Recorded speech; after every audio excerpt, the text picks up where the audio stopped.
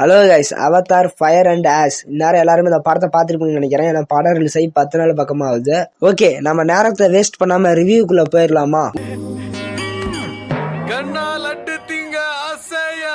ஒரு நிமிஷம், இந்த ஒரு வீடியோவிலே இன்னொரு படத்தோட ரிவ்யூ இருக்கு. அதாவது Avatar fire and ash and பாத்தீங்கன்னா த கிரேட் ஃப்ளட்னு ஒரு கொரியன் மூவி தான் கைஸ். ஏன் இந்த ரெண்டு படத்தையும் சேர்த்து ஒரே வீடியோவை போடுறீங்கன்னு கேட்டீங்கன்னா, தனித்தனியாக தான் போடலான்னு நினச்சேன். ஆனால் என்ன பண்ணுறது, டைம் இல்லை. அதனால தான் ஒட்டுக்கா போட்டுறேன். Sorry. Avatar fire and ash and the great flood, இந்த ரெண்டு படத்துக்கு என்ன ஒரு ஒற்றுமைனா, இந்த ரெண்டு படமும் ஒரே நாளில் தான் ரிலீஸ் ஆயிடுச்சு. அதாவது ஒன்று தேட்டரில், ஒன்று ஓடிடியில். Avatar fire and ash release ஆன அன்னைக்கு என்னால் பார்க்க முடியல. ஒரு வாரம் கழிச்சு தான் போய் நான் தேட்டரில் படத்தையே பார்த்தேன். ஆனால் கிரேட் ஃப்ளட் அப்படி கிடையாது. எல்லாருமே டிசம்பர் 19 அவதார் படத்தை பார்க்க தேட்டருக்கு போயிருந்தாங்க. ஆனா நான் மட்டும் ஓடிடியில கிரேட் ஃப்ளட் பார்த்துட்டு வீட்லயே இருந்தேன். ஓகே, வளன்னு பேசாம வாங்க வீடியோக்குள்ள போலாம்.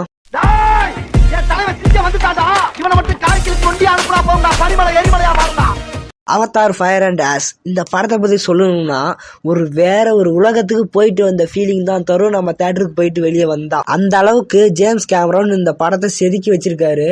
விஷுவல்ஸ் அவ்வளோ சூப்பரா இருக்கு.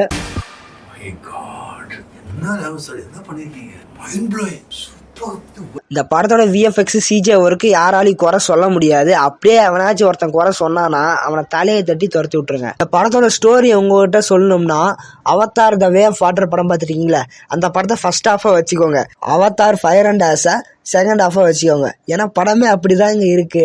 படத்தோட ஸ்டோரியை மட்டும் கொஞ்சம் இம்ப்ரூவ் பண்ணோம்னா இன்னமும் இந்த படம் வேற லெவலா வந்திருக்கும். படத்தோட டைட்டிலே ஃபயர் அண்ட் ஆஷ்னு வச்சுக்கிட்டு அந்த ஆஷ் பீப்புளோட வாழ்க்கையை சம்பந்தப்பட்டது நல்லாவே காட்டல. இதே நீங்க Avatar the way of water எடுத்துக்கோங்க, அதுல அந்த வாட்டர் கிளானை நல்லாவே காட்டியிருப்பாங்க. படம் ஃபுல்லா அவ்வளோ டெப்த் இருந்திருக்கும் அந்த கேரக்டர்ஸுக்கு எல்லாத்துக்குமே. ஆனா இதுல அப்படி கிடையாது. ஒன்லி அந்த நெகட்டிவ் ஃபீமேல் கேரக்டருக்கு மட்டும் தான் ஒரு ஸ்டோரி லைனோட அப்படி பேஸா போயிருப்பாங்க. மற்றபடி கூட இருக்கவங்களை பத்தி பெருசா எதுவும் சொல்லியிருக்க மாட்டாங்க. இந்த படத்தோட மியூசிக் சைடு வந்தான்னு பாத்தீங்கன்னா, படத்தோட மியூசிக் சூப்பராகவே இருந்தது. 3Dல ஒரு விஷுவலை நான் பார்த்துட்டு இருக்கும் போது சைடில் அந்த மியூசிக் பிளே ஆகும் போது எனக்கு சூப்பராகவே இருந்தது.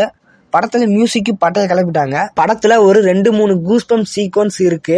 அதுல எனக்கு பிடிச்ச கூஸ்பம் சீக்வன்ஸா இருந்ததுன்னா அந்த தொருக்கு மார்ட்டோ சீன் தான். படத்தோட ஆக்டிங் சைடு வந்தோம்னா, நம்ம நெட்டிரி கேரக்டர் சூப்பராகவே பர்ஃபார்ம் பண்ணியிருந்தாங்க. ரொம்ப ஆசமா இருந்ததுன்னே சொல்லலாம். அண்ட் ஜேக் சலி கேரக்டரா இருக்கட்டும், அந்த குட்டி பையன் ஸ்பைடர் கேரக்டர், அப்புறமேட்டுக்கு நம்ம வில்லன் கேரக்டர், எல்லாருமே அவங்க எமோஷனல்ஸை கன்வே பண்ணும் போது சூப்பராகவே இருந்ததுன்னே சொல்லலாம்.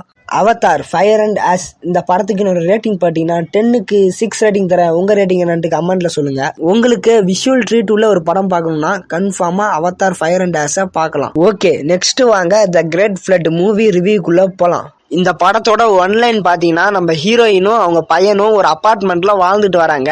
திடீர்னு ஒரு நாள் காலையில அவங்க அப்பார்ட்மெண்ட் கீழே தண்ணி வர ஆரம்பிச்சிருச்சு. அதோட ஃப்ளட் வெள்ளப்பெருக்கு வர ஆரம்பிச்சிருச்சு. ஹீரோயினோட பையனும் அப்பார்ட்மெண்ட்டோட டாப் ஃப்ளோர் போய், அதாவது மொட்டை மாடி போய் எப்படி இந்த வெள்ளப்பெருக்குல இருந்து தப்பிக்கிறாங்கன்னு தான் இந்த படத்தோட ஸ்டோரி.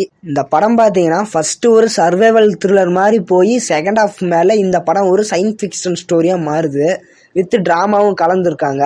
எனக்கு இந்த படம் பார்த்த வாட்டி எப்படியா கொரியாக்காரங்களா இந்த மாதிரி படத்தை எடுக்கிறாங்கன்னு தோணுச்சு. இந்த முறை நான் அடிக்கிற அடி மரண அடியா தான் இருக்கும்.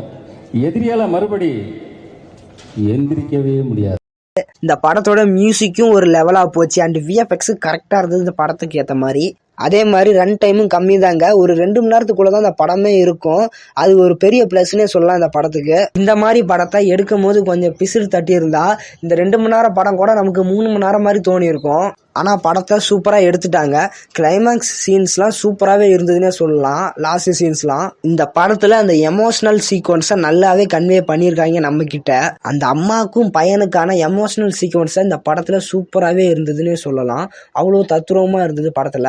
த கிரேட் ஃப்ளட் இந்த படத்துக்கு என்னோட ரேட்டிங் பார்த்தீங்கன்னா 10க்கு 7 ரேட்டிங் தரேன். உங்க ரேட்டிங் என்னன்னு கமெண்ட்ல சொல்லுங்க. மொத்தத்துல நீங்க ஒரு சயின்ஸ் ஃபிக்ஷன், ஒரு டிராமா கேட்டகரி படத்தை பார்க்கணும்னா நீங்க கன்ஃபார்ம் இந்த படத்தை ட்ரை பண்ணலாம். சூப்பராகவே இருக்கும். படம் பார்த்தீங்கன்னா நெட்ஃபிளிக்ஸ்ல இருக்கு. மறக்காம போய் செக் பண்ணி பாருங்க. ஓகே கைஸ், இந்த வீடியோ பிடிச்சா லைக் பண்ணுங்க, ஷேர் பண்ணுங்க, கமெண்ட் பண்ணுங்க. மறக்காம மாஸ்டர் TS சேனலுக்கு சப்ஸ்கிரைப் பண்ணுங்க. யாருமே சப்ஸ்கிரைப் பண்ண மாட்டேங்கிறீங்க. கொஞ்சம் சப்ஸ்கிரைப் பண்ணிவிட்டீங்கன்னா நல்லா இருக்கும். கொஞ்சம் சப்ஸ்கிரைப் பண்ணி விட்டுருங்க. தேங்க்ஸ் ஃபார் வாட்சிங்.